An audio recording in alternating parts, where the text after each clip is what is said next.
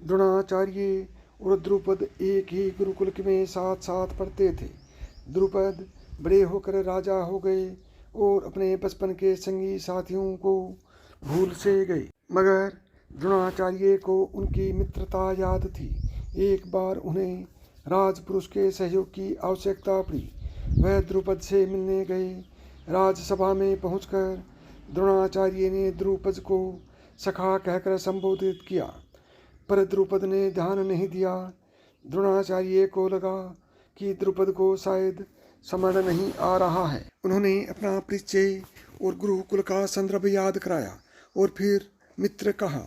इस बार द्रुपद ने अपने सहपाठी को पहचाना जरूर, पर तिरस्कार के साथ। उन्होंने कहा, जो राजा नहीं वह राजा का सखा नहीं हो सकता।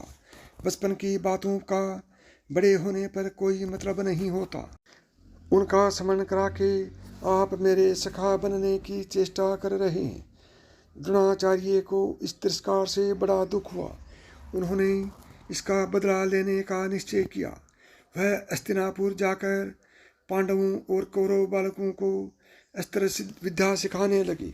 जब शिक्षा पूरी हो गई और शिष्यों ने गुरु से दक्षिणा मांगने की प्रार्थना की, तो उन्होंने कहा, दक्षिणा में मुझे धन धान्य और रत्न माणिक्य नहीं चाहिए।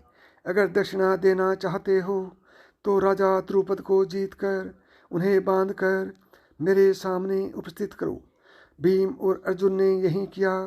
उन्होंने द्रुपद को बांधकर द्रोणाचार्य के सामने उपस्थित कर दिया। लेकिन बात यही नहीं थमी, क्योंकि द्वेष का कुछ चक्र टूटता नहीं। द्रुपद के मन में द्रोणाचार्य के लिए प्रतिशोध की भावना बनी रही। उन्होंने बाज ऋषि को प्रसन्न करके वरदान के रूप में ऐसा पुत्र मांग लिया जो द्रोणाचार्य को मार सके। उन्होंने उस पुत्र का नाम धृष्टद्युम्न रखा। बड़े होने पर महाभारत में उसी ने द्रोणाचार्य का वध किया। महाभारत के युद्ध में गुरु द्रोण कौरवों की तरफ से लड़े थे। भीष्म के सरसैया पर लेटने के बाद कर्ण के कहने पर द्रोणाचार्य को सेनापति बनाया गया। गुरु द्रोण की संहारक शक्ति बढ़ती देखकर पांडवों के खेमे में दहशत फैल गई। द्रोणाचार्य और उनके पुत्र अश्वत्थामा का रुद्र रूप देखकर पांडवों को अपनी हार नजदीक आ रही थी। पांडवों की ऐसी स्थिति देखने के बाद श्री कृष्ण ने भेद का सहारा लेने के लिए कहा। इस योजना के अनुसार युद्ध में ये बात फैला दी गई कि अश्वत्थामा मारा गया, मगर धर्मराज युधिष्ठिर झूठ बोलने के लिए राजी नहीं हुए। ऐसे में अवंती राज के एक हाथी जिसका नाम अश्वत्थामा था, उसका भीम द्वारा वध कर दिया गया। युद्ध भूमि में अश्वत्थामा की मृत्यु की खबर आग की तरह फैल गई।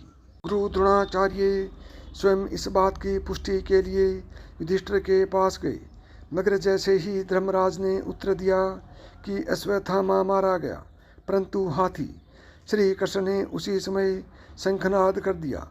उस ध्वनि के कारण द्रोणाचार्य आखिर के शब्द परंतु हाथी नहीं सुन पाए।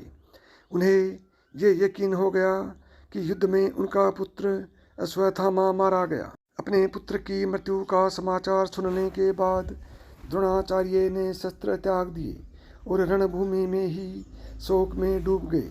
इस मौके का लाभ उठाकर द्रौपदी के भाई धृष्टद्युम्न ने निहत्थे द्रोणाचार्य का सिर काट डाला। यह युद्ध की सबसे भयंकर घटना थी। अश्वत्थामा को जब इस घटना के बारे में पता चला तब उसके गुस्से का कोई पारावार न रहा।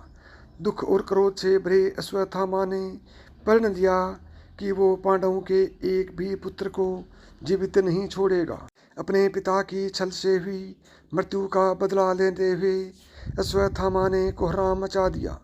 पांडव महाभारत के युद्ध में विजय जरूर हुए, लेकिन अश्वत्थामा ने द्रौपदी के एक भी पुत्र को जीवित नहीं छोड़ा। जय श्री कृष्ण। श्री